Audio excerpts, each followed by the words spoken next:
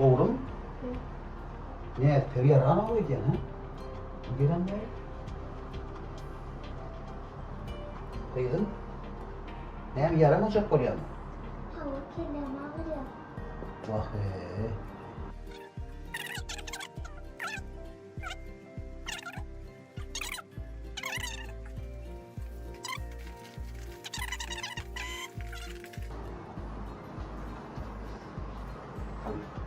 Oğlum? Ne, bir yaramayan ya? Kızım? Ne, yaramazak oluyor mu? Hava kendime ağrıyor. Kelle mi ağrıyor? Ya karaş kaydım. Bir Lukmana Jan edeyim.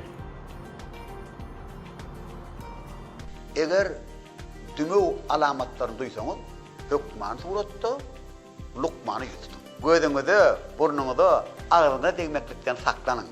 Doğru kutulayansan, öyde olun.